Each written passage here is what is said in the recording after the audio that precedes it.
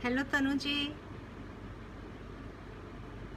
Thank you very much.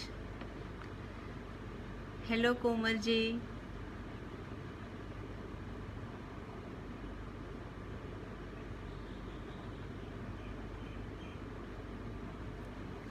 नमस्कार।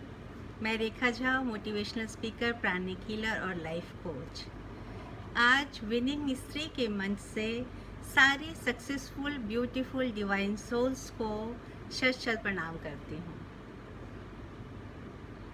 Thank you तनु जी। तनु जी का बहुत बहुत आभार प्रकट करती हूँ कि इस प्लेटफॉर्म से जो बहुत ज़्यादा पॉजिटिव और पावरफुल है, मुझे चांस देती हैं कि मैं आप लोगों के साथ अपनी फीलिंग्स को शेयर कर पाती हूँ, अपने कुछ थॉट्स, अपने पॉजिटिवनेस, अपनी हैप्पीनेस आप लोगों के साथ शेयर कर पाती हूँ। So let me start. It's my humble request to all of you. If you have any query, any questions, please write in the comment box so I can try to answer your queries and your questions. Let me start this session by power हम में है, सारी शक्तियाँ हम में हैं, क्योंकि हम जननी हैं, हम माता हैं, हम दुर्गा हैं, हम शक्ति हैं। तो हम किस तरह से कमज़ोर हो सकते हैं, हम किस तरह से मायूस हो सकते हैं, हम किस तरह से उदास हो सकते हैं। हेलो सीमा जी, अपने इस सेशन को अच्छे से क्लियर करने के लिए मैं आप लोगों के साथ एक छोटी सी स्टोरी शेयर करना चाहती हूँ। एक मूर्तिकार जो बहुत खूबसूरत मूर्ति बनाता था और उसकी बनाई हुई मूर्तियाँ बहुत ज़्यादा महंगे दामों में बिकती थीं। काफ़ी दूर दूर से लोग उसकी मूर्तियों को देखने के लिए आते थे, खरीदने के लिए आते थे। एक आदमी से एक दिन रहा नहीं गया, उसने उस मूर्तिकार से पूछा कि आप मामूली और साधारण नॉर्मल से दिखने वाले पत्थरों में से इतनी खूबसूरत मूर्तियाँ किस तरह से बना लेते हो। जानते हैं उस मूर्तिकार ने क्या आंसर किया?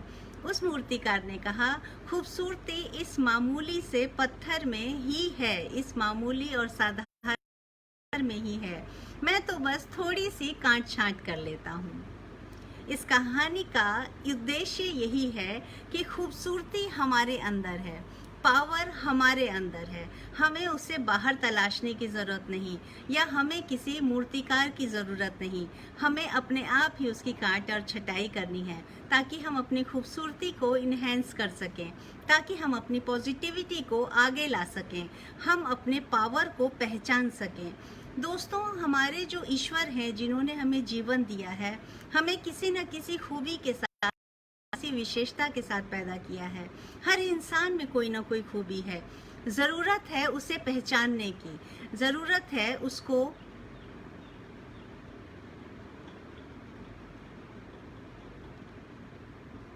जी तनु जी, मैं आपके क्वेश्चन का आंसर दूंगी।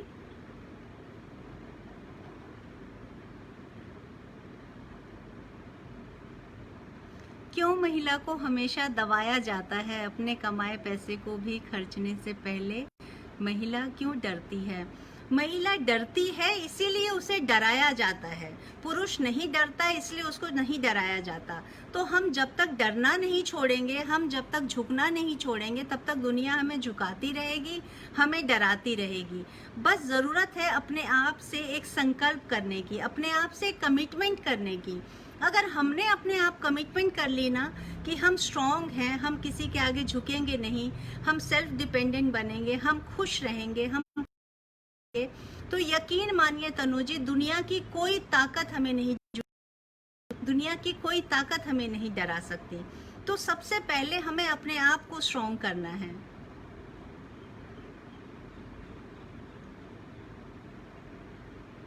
श्रद्धा Agrawal ji, Kamala ji, Shruti ji, welcome to all of you.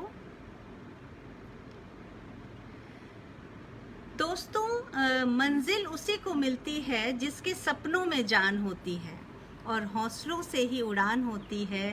पंखों से कुछ नहीं होता, हौसलों से उड़ान होती है।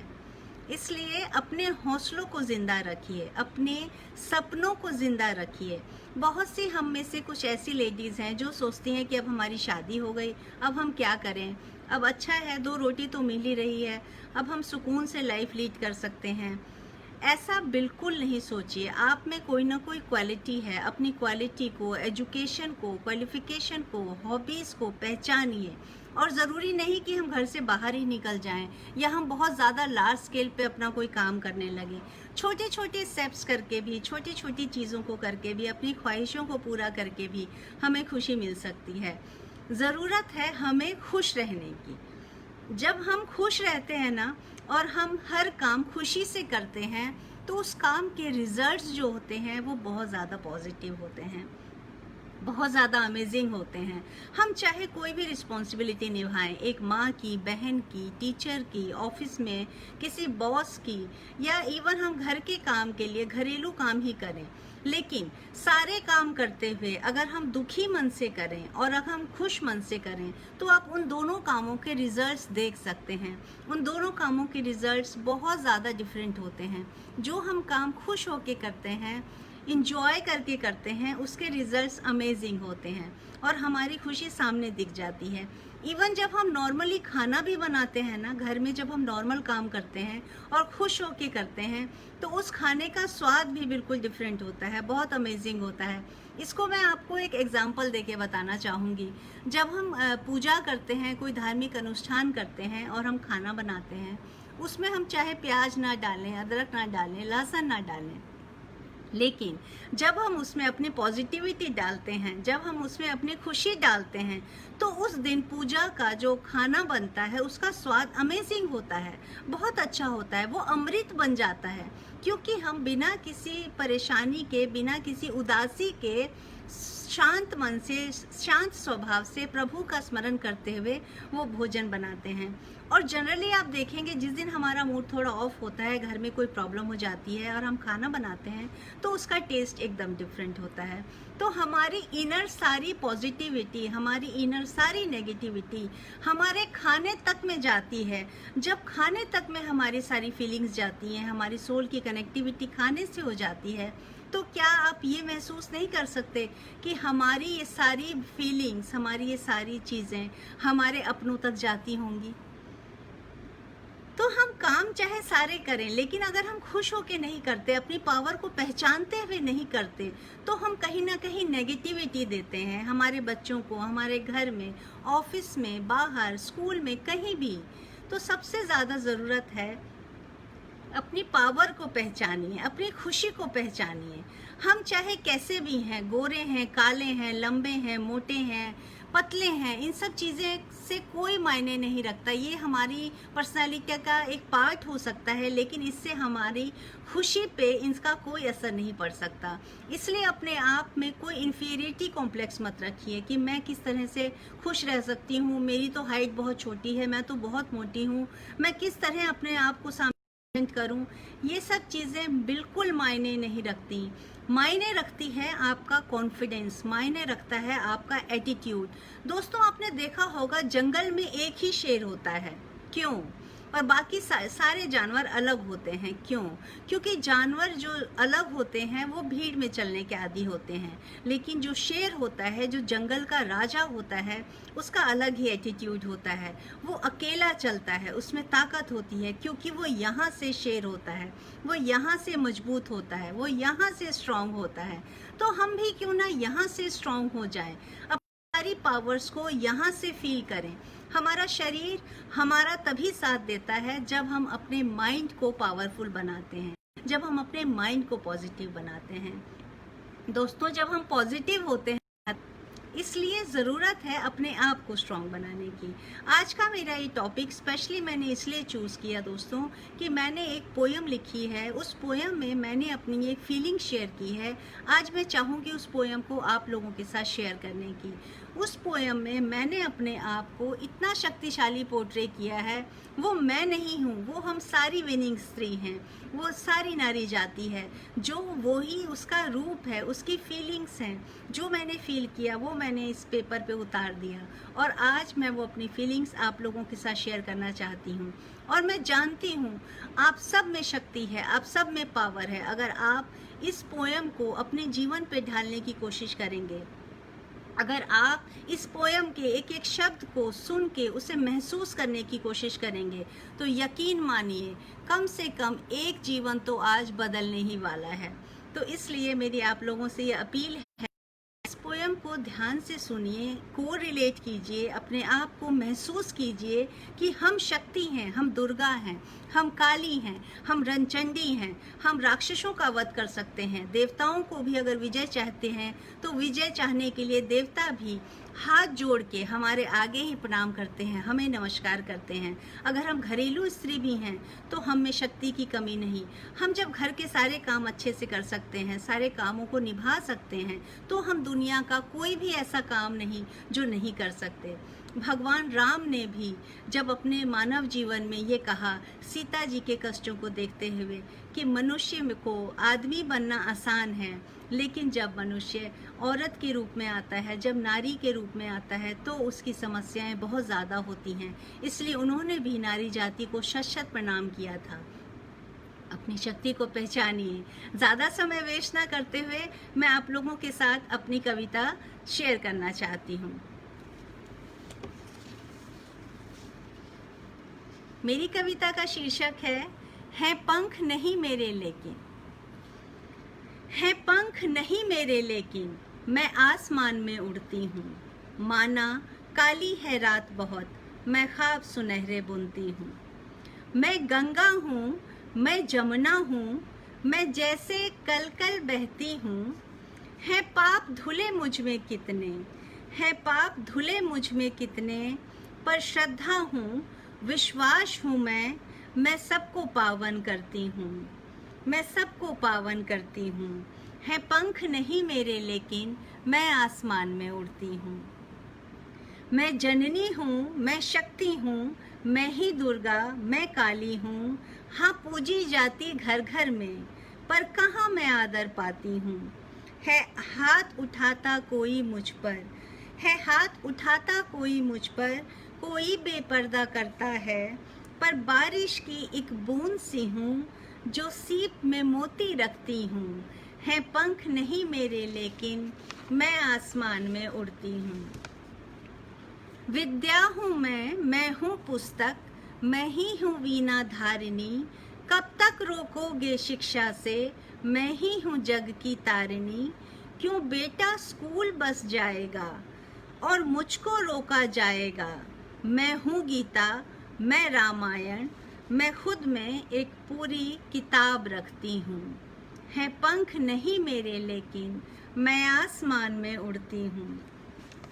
मैं ना हिंदू हूँ ना मुसलमान, ना सिख हूँ ना कोई ईसाई। मंदिर मस्जिद सब एक ही हैं, हर धर्म से नाता रखती हूँ। भारत माँ की बेटी हूँ मैं, बस यही पहचान मैं रखती हूँ। फिर नहीं बटी किसी भाषा से, मैं सबको एक समझती हूँ।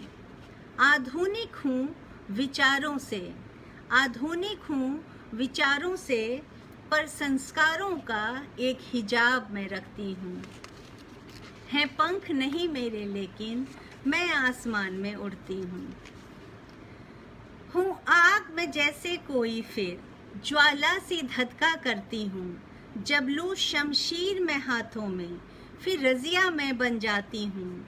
मैं हूँ सतीत्व की परिभाषा, मैं हूँ अनसुईया की मर्यादा। जब दिखाए कोई मुझे बलसा, त्रिदेवों को कर दूँ शिशु सा। मैं जब बन जाती हूँ काली, महादेव पे भी पग धरती हूँ। है कौन मुझे फिर जीतेगा, मैं विजय श्री का दम रखती हूँ। है पंख नहीं मेरे लेकिन मैं आसमान में उड़ती हूँ। मैं कलम अगर लूँ हाथों में, बन जाती हूँ फिर अरुंधति। आ जाऊँ जब बगावत पर, हो जाऊँ फिर आयरन शर्मीला सी। आ जाती हूँ जब सत्ता में, फिर बन जाती हूँ सुषमा सी। सुर छेड़ दूँ जब मैं रागों का, हो जाती हूँ लता कोकिला सी। बन जाऊँ जब मैं सावित्री, यम से भी प्राण मैं वापस लेती हूँ। है पंख नहीं मेरे लेकिन मैं आसमान में उड़ती हूँ। झुक कर सीधी खड़ी हूँ मैं, मानव विकास की कड़ी हूँ मैं। रेंगा करती थी धरती पे, अब आसमान से बड़ी हूँ मैं। रेंगा करती थी धरती पे, अब आसमान से बड़ी हूँ मैं। अब ठान लिया बस उड़ना है, अब ठान लिया बस उड़ना है। अब कहाँ मैं रुकने वाली हूँ। है पंख नहीं मेरे लेकिन मैं आसमान में उड़ती हूँ। माना काली है रात बहुत, मैं ख्वाब सुनहरे बुनती हूँ। दोस्तों, ये मेरी कविता है पंख नहीं मेरे लेकिन, मेरी ये फीलिंग्स हैं। मैंने अपनी कविता के साथ ये बताने की कोशिश की है कि हम ही अनुसुईया हैं जिन्होंने ब्रह्मा विष्णु महेश को, त्रिदेवों को अपनी शक्ति से छोटे से शिशु बना दिए थे। वो स्वर्ग जाने में बेहाल हो गए थे, नहीं जा पा रहे थे क्योंकि माता ने उनको शिशु का रूप दे दिया था। हम हैं जो यमराज से अपने पति के प्राण भी वापस लेने की ताकत रखते हैं।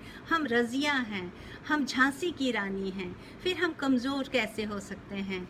इसलिए उठिए, अपने ताकत को पहचानिए, अपनी खुशी से अपनी क्वालिटीज़ को पहचानिए और छा जाइए इस जहान में। अपने सपनों को मरने मत दीजिए, रोज़ अपने सपनों को देखिए, रोज़ अपने जीवन को जिए और फिर खुशी से अपने सारे कामों को करते हुए अच्छी और खुशहाल ज़िंदगी जिए। दोस्तों, मन के हारे हार है, मन ही मन का शत्रु है, मन ही मन का मीत। इसलिए अपने मन को अपना मीत बनाइए, अपना शत्रु नहीं, और इस तरीके से एक पॉजिटिव और हैप्पी लाइफ लीड कीजिए। बहुत बहुत धन्यवाद। Thank you very much. Thank you Soni ji. Hello. इसी के साथ आज का सेशन मैं यहीं खत्म करती हूँ। बहुत बहुत धन्यवाद आप लोगों का।